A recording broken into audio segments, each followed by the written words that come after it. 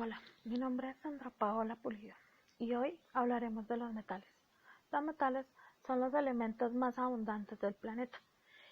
Corresponden al 90% de la tabla periódica. Los metales tienen características físicas y químicas particulares.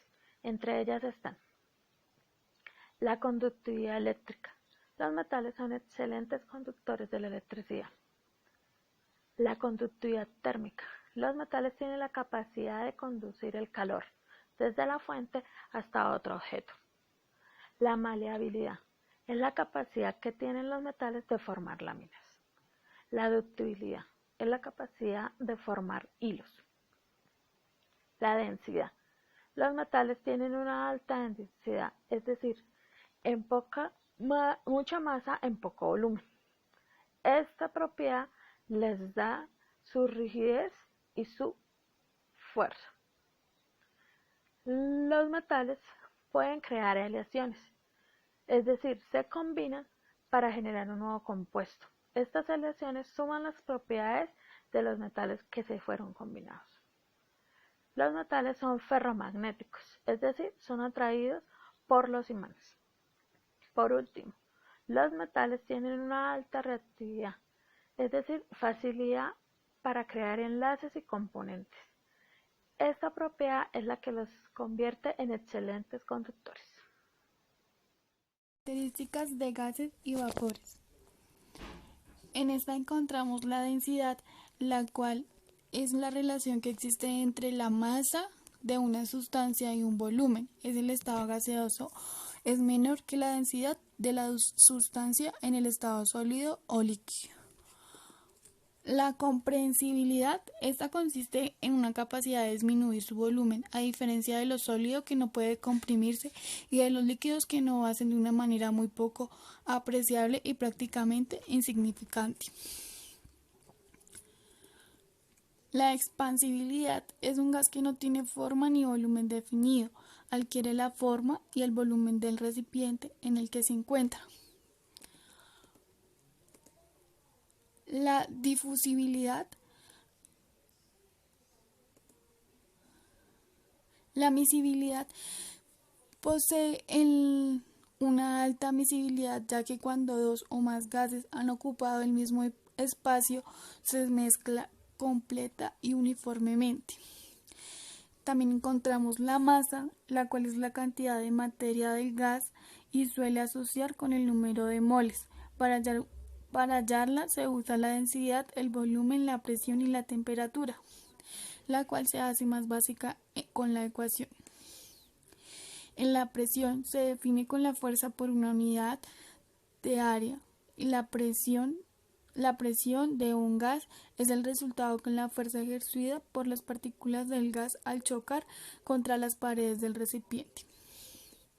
El volumen es el espacio en el cual se mueven las moléculas, está dado por el volumen del recipiente que contiene, pues por lo que genera se desprecia el espacio ocupado por más moléculas. La temperatura es una propiedad que determina la dirección de flujo del calor y se define como el grado de movimiento de las partículas de un sistema, bien sea sólido, un líquido o un gas. La fase gaseosa es una sustancia que es sólida y líquida en la condición de temperatura y presión ambiental. Vías de ingreso de los metales. Las vías de ingreso de los metales son tres. Puede ser por vía dérmica, por vía respiratoria o por vía digestiva. Por vía dérmica, las sustancias entran a través de la piel. Por vía respiratoria, por inhalación de la sustancia, y por vía digestiva, por ingestión de la sustancia o alimento contaminado. Efectos tóxicos de los metales. En el mercurio, la exposición a mercurio ocasiona irritación de la piel, mucosas y sensibilización de la piel. Cadmio, este metal es tóxico y cancerígeno, produce serias afecciones para el embarazo, irritación gastrointestinal, náuseas, vómito y dolor. Plomo Produce fatiga, dolores de cabeza, dolores abdominales, trastornos del sueño y dolores musculares. En el cromo, causa dermatitis, sensibilización de la piel, tos, bronquitis crónica y dolores de cabeza. En el arsénico, puede provocar pérdidas de peso, anorexia, malestar y debilidad. En selenio, puede ocasionar pérdidas de cabello, uñas y daños a los tejidos del hígado, al igual daño al tejido fino circulatorio y daños severos al sistema nervioso.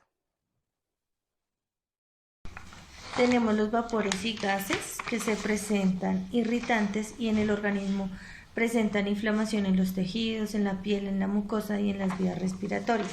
También encontramos que se presenta contacto con sustancias como lo son el amoníaco, el ácido sulfídrico, irritantes y el dióxido de nitrógeno.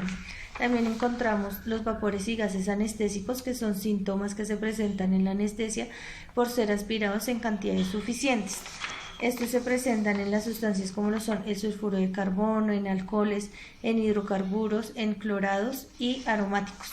También encontramos otros vapores y gases como son los asfixiantes simples, que es el desplazamiento de O2 en la atmósfera, pero estos no son acciones fuera del organismo. Estos se presentan en sustancias como lo son el nitrógeno, el dióxido de carbono y el metano. También encontramos otros vapores y gases asfixiantes que se presentan en el bloqueo en el intercambio del oxígeno entre la sangre y tejidos, pero estos no intervienen en la respiración. También se presentan en sustancias como lo son acetronitro, en monóxido de carbono y en el sulfuro de hidrógeno.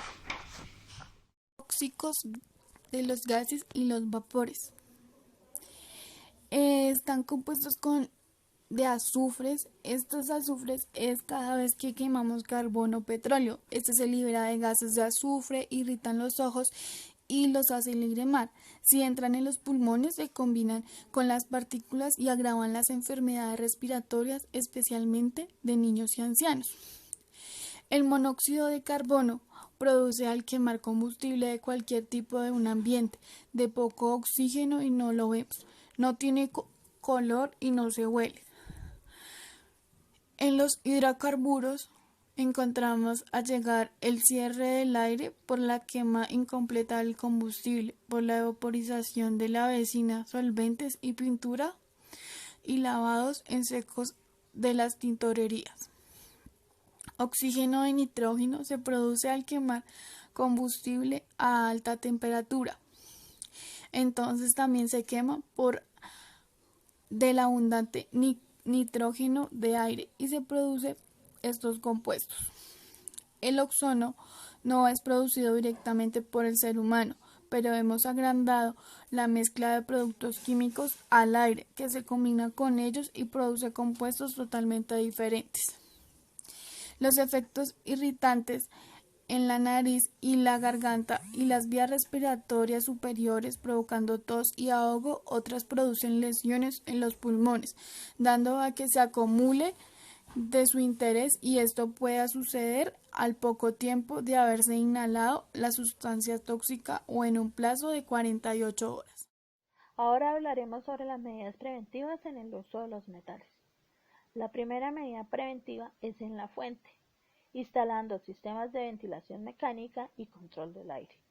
También se pueden automatizar los procesos. De esta forma se disminuye el contacto con los agentes químicos. La segunda medida son administrativas, entre las cuales se encuentran los exámenes médicos periódicos. Todas las personas que están expuestas a trabajo con metales deben realizarse exámenes médicos periódicos, entre los cuales se encuentran los exámenes de sangre. Continuamos con la señalización y etiquetado de las sustancias. Para esta señalización se debe usar el sistema global armonizado. Seguimos con la organización del trabajo. Cuando se habla de organización del trabajo, significa que se debe revisar la exposición del trabajador, cuánto tiempo está expuesto y revisar los TLBs. Por último está la capacitación en riesgo químico. Siempre se debe capacitar al trabajador a los riesgos a los cuales va a estar expuesto. Ya se implementaron medidas de prevención en la fuente y administrativas. Por último, se implementan medidas en el trabajador, entre las cuales están la protección respiratoria adecuada a cada sustancia, el uso de protección visual adecuado al riesgo, el uso de guantes y protección corporal adecuados al riesgo y a la sustancia. Por último, la promoción de hábitos saludables tales como una dieta saludable, hacer ejercicio, visitar al médico, relajarse, entre otros.